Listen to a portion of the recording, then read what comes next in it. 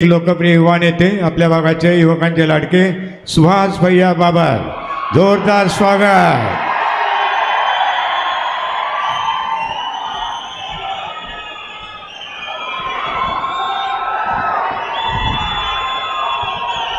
शांतता शांतता, ऐका, शांत राहा, शांत राहा, शांत राहा।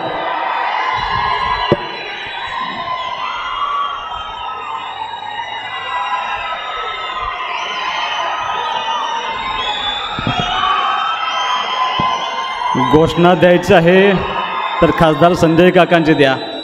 आदरणीय खासदार संजय काकांचा, आदरणीय खासदार संजय काकांचा। शिमग्याला पाडवान पाडव्याला शिमगा करायचा नसतो। इलेक्शन आता खासदारकीचं आहे आणि अमित शाह साहेबांचं हेलिकॉप्टर अण्णा लँड झाले, त्यामुळे मला बोलण्याला कमी वेळ आहे। येत्या 7 तारखेला देशाच्या सगळ्यात मोठी निवडणूक आणि जगातल्या सगळ्यात मोठ्या लोकशाहीच्या महोत्सवासाठी आपण 3ऱ्या टप्प्यामध्ये आपण त्या मतदानाला सामोरं जातो आहे। भाजप, शिवसेना शिंदे गट आणि राष्ट्रवादी अजितदादा गट RPI आणि जवळपास 17 इतर पक्षांचे महायुतीचे उमेदवार आदरणीय संजय काका पाटील यांच्या प्रचारासाठी आपण सर्वजण या ठिकाणी एकत्र जमलो आहे। मी आदरणीय रामदासजी आठवले साहेब, आदरणीय भागवतजी कराड साहेब, 2 आमदार या ठिकाणी व्यासपीठात उपस्थित आहेत, माजी आमदार या ठिकाणी व्यासपीठात उपस्थित आहेत। सर्वांची नावं घेण्यामध्ये वेळ न घालवता संजय काकांच्यावरती, भाजपवरती आणि महायुतीवरती प्रेम करणारे सर्व नेते मंडळी समोर उपस्थित, खऱ्या अर्थानं ज्यांच्यावरती या निवडणुकीचा भार आहे ते समोर उपस्थित सर्व या महायुतीचे सर्व कार्यकर्ते, बंधू आणि भगिनींनो, यापूर्वी अनेकदा भाषण करता अण्णा आपण सर्वांनी आटपाडी तालुक्यामध्ये बऱ्याच ठिकाणी सभा केल्या।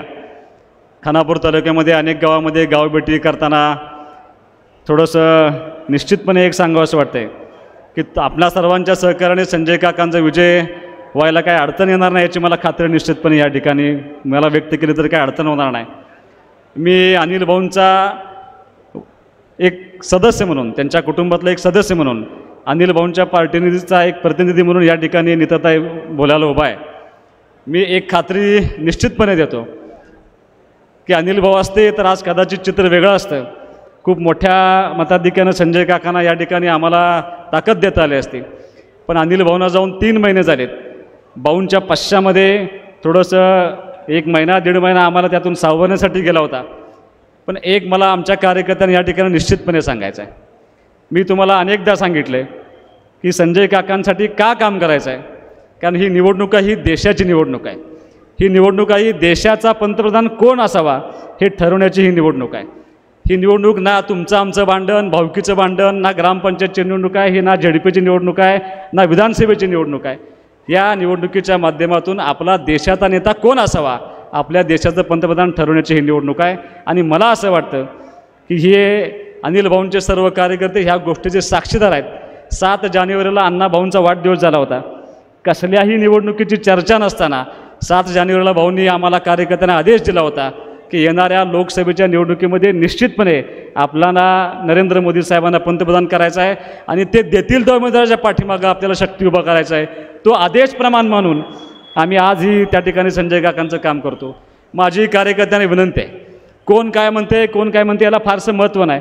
आपल्यातले सगळे वाद, आपल्या अंतर्गत असलेले सगळे वाद बाजूला ठेवून निश्चितपणे आपल्याला महायुतीच्या कार्यकर्त्यांनी उमेदवार संजय काकांना आपल्याला मोठ्या ताकदीने निवडून आणायचं आहे, यासाठी ताकदीने प्रयत्न करावा मी अशी विनंती करणार आहे। एक उदाहरण म्हणून तुम्हाला बाबा मला सांगायचं आहे की अनिल भाऊ गेल्यानंतर आदरणीय मुख्यमंत्री एकनाथजी शिंदे साहेब असतील, आदरणीय उपमुख्यमंत्री देवेंद्र फडणवीस साहेब असतील, खूप मोठा आधार आमच्या पार्टीला, आमच्या कुटुंबाला आणि आमच्या कार्यकर्त्यांना देण्याचा त्यांनी प्रामाणिकपणे प्रयत्न केला आहे। भाऊ गेल्यानंतर आम्हाला ह्या आदरणीय रवींद्रजी चव्हाण साहेब आहेत आपले PWDचे मिनिस्टर, त्यांनी रस्त्यांच्या कामासाठी जवळपास 777 कोटी रुपयाचा निधी या खानापूर आटपाडी विधानसभा मतदारसंघासाठी दिला आहे। टेंबू योजनेच्या 6व्या टप्प्याचं टेंडर व्हावं ते आचारसंहितेच्या आधी व्हावं ही विनंती जेव्हा आम्ही DCM साहेबांना केली होती, देवेंद्र फडणवीस साहेबांना, त्यांनी ते ताबडतोब मान्य केली आणि आचारसंहितेच्या अगोदर त्यांनी टेंडर केलं। हे सगळं करतायत हे आपणा सर्वांच्यावरती प्रेम आहे म्हणून करतायत. आटपाडीला जवळपास 80-85 कोटी रुपयाचा निधी दिला. खानापूर नगरपंचायतीला काही निधी 25 कोटी रुपयाचा दिला. येत्या काही दिवसामध्ये विटा नगरपालिकेला एक 80-90 कोटी रुपये नळ पाणी पुरवठा योजनेसाठी देत आहेत. भाऊंच्या पश्चात जर ही मंडळी आपल्याला 3 महिन्यामध्ये 1000 कोटी रुपयाचा निधी देत असतील तर आपणा सर्वांची नैतिक जबाबदारी आहे की आपल्याला कसलाही इतर वेगळा विचार न करता महायुतीच्या उमेदवाराच्या पाठीमागं निश्चितपणे आपल्याला ताकद उभा करावी लागेल. माझी कार्यकर्त्यांना विनंती आहे, एक गोष्ट नितताई आम्हाला जी अनुभवास आली आहे ती गोष्ट अशी आहे की आपण लोकसभेचा प्रचार, शेवटी असा आहे नगरपालिकेचा निवडणूक असेल, झेडपी असेल, पंचायत समिती, विधानसभा, ग्रामपंचायत, आपण शेवटच्या घटकापर्यंत पोहोचत असतो. पण लोकसभेच्या निवडणुकीला आपण तिथं पोहोचण्याचा प्रयत्न करत नाही.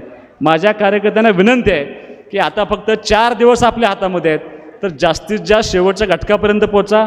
आपलं चिन्ह पोचलं पाहिजे. त्या बूथ केंद्रावरती 2 मशीन आहेत, त्यामुळं आपल्या उमेदवाराचं कुठं नाव आहे, त्याचं चिन्ह कुठं आहे हे लोकांपर्यंत ताकदीनं पोचवून जे मतदान आत्तापर्यंत झाले 2 टप्प्यामध्ये, त्या दोन्ही टप्प्यामध्ये मतदान अतिशय कमी प्रमाणात झाले. त्यामुळे सर्वांना माझी विनंती आहे, सर्वांनी एकत्र येऊन मतदान जास्तीत जास्त करून घेणे आणि आपल्या उमेदवाराच्या कमळ ह्या चिन्हावरती बटन दाबून संजय काकांना निश्चितपणे मोठ्या मताधिक्यानं आपण निवडून आणण्यासाठी प्रयत्न करावा. जो आदेश आपल्याला भाऊंनी दिला होता की नरेंद्र मोदी साहेबांना पंतप्रधान करण्याची आपली भूमिका आहे, ती भूमिकेसाठी आदरणीय संजय काकांच्या पाठीमागे ठामपणे उभा राहावा अशी माफक अपेक्षा व्यक्त करतो आणि तुमच्या सर्वांची रजा घेतो. जय हिंद, जय महाराष्ट्र.